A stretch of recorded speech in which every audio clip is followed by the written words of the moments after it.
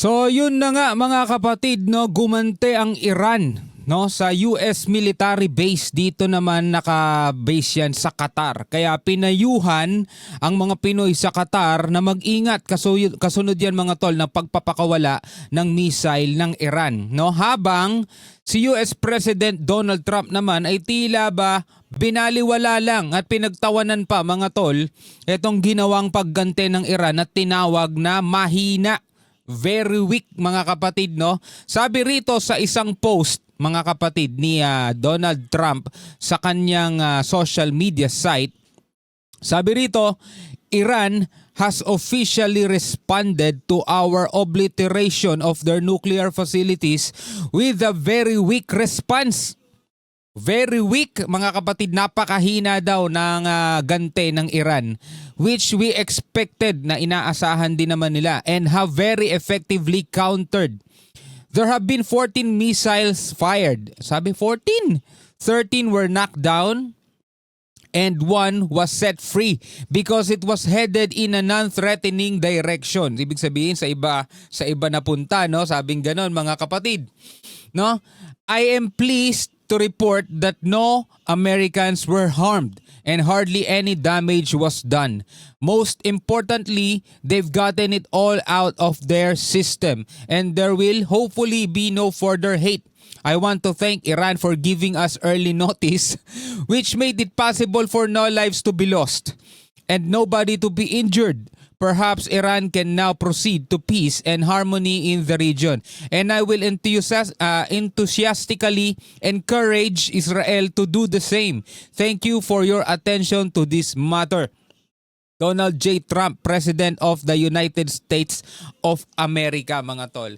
Dahil nga sinabi ng Iran, nagaganti sila mga tol, napaghandaan na agad yan ng Amerika. At yung ginawa ngang missile attack ng Iran dito sa US base sa Qatar, yung 14 missile na yon, 13 daw ang napabagsak nila o na-intercept.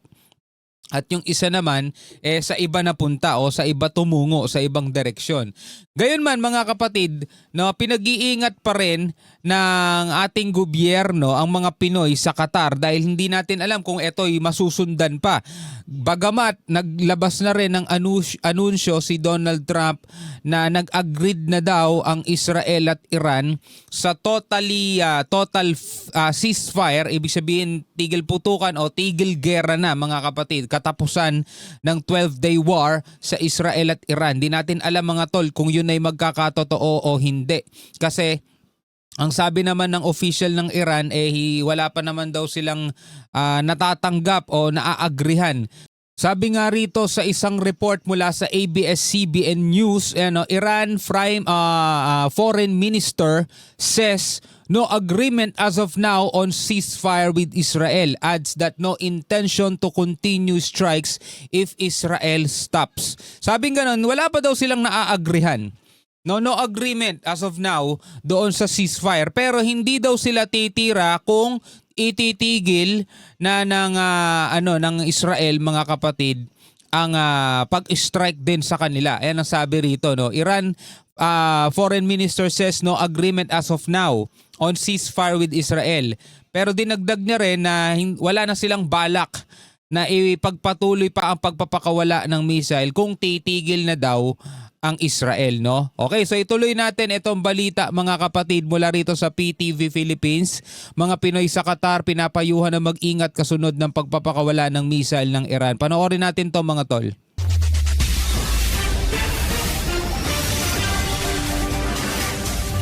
Narito na ang PTV Balita ngayon. Inabisuhan ng Philippine Embassy sa Qatar ang mga Pilipino doon na mag-ingat at manatili muna sa mga ligtas na lugar. Ayon sa Embahada ng Pilipinas, kasunod na rin ito ng pinakawalang missile ng Iran sa military base ng Amerika sa Qatar. Ayon sa ulat, 6 na missile ang pinakawala ng Iran. Sa report ng Defense Ministry ng Qatar, naharang ang mga missile ng Iran at wala naman naiulat na nasaktan. Kaya nga napakaonte, no? Napakaonte ng ipinakawala ng Iran. Kumbaga parang pinakita lang nilang bumawi sila pero hindi sagaran mga tol kasi alam naman nila kung ganito lang kaonte yung pakakawalan nila, malaki ang posibilidad na wala talagang babagsak dito kasi mai-intercept lang yan, hindi ma-overwhelm yung kanilang kalaban kumbaga parang basta bumawi kami, yun lang mga tol Sinuspindi muna ng gobyerno ng Iran o ng Qatar ang air traffic doon bilang pag-iingat. Kasunod nito, inanunsyo naman ng US President Donald Trump na nagkasundo daw ang Israel at Iran na magkaroon ng total ceasefire. Total ceasefire. Na pinabulaanan naman ng Iran Foreign Minister ang umano'y kasunduan. Diba? Pinabulaanan. Pero sabi nga rito mga tol, wala pa daw silang natatanggap na agreement pero no intention to continue strikes if Israel stops.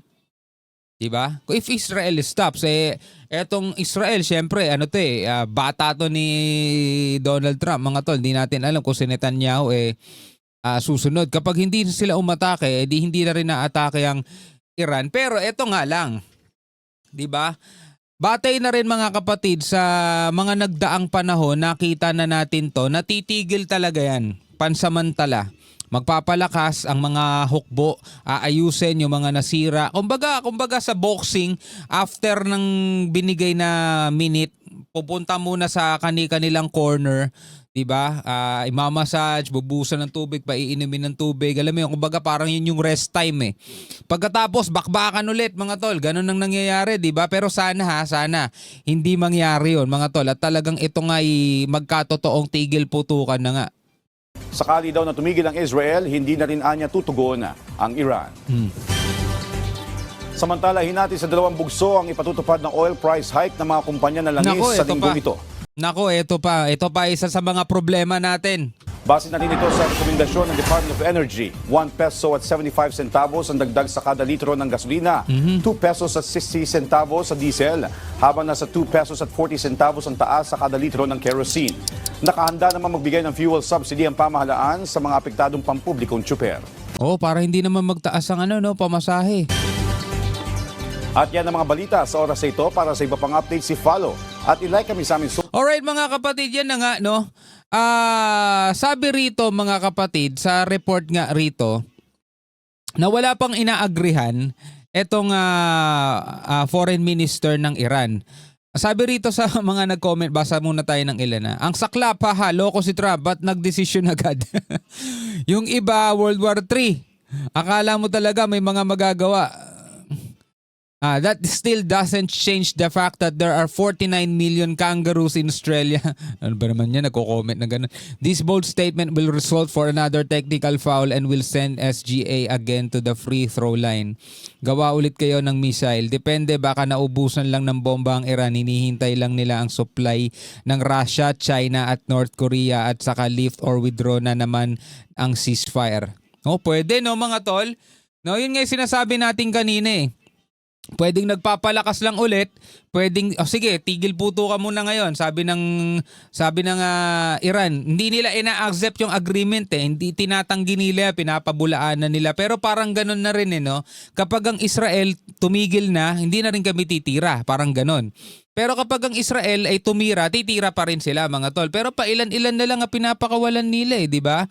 Pero ang nakita natin nung nakaraan, after tirahin ng Amerika itong Iran mga tol, nagpakawala ulit sila ng sobrang dami ulit. Dun sa parang dun sa Israel nakita napakaraming napakaraming pinakawalan ng Iran at saka may mga nakakalusot na talaga mga tol. Pero again, sana nga magkatotoo itong tigil putukan na to at sana nga ay magkaroon na ulit ng kapayapaan sa Middle East. Yan ay sana. Anyway, bilang mga Pilipino, masasabi nyo rito? Comment na lamang kayo sa ibaba mga kapatid. Bago natin to wakasan, sa mga bago pa lamang dito, huwag nyong kalimutan mag-subscribe. Click nyo na rin ang notification bell para ma-notify kayo whenever na may mga bago tayong reaction video tulad nito. Hanggang sa muli, ako nga pala si Shobal D. Peace out.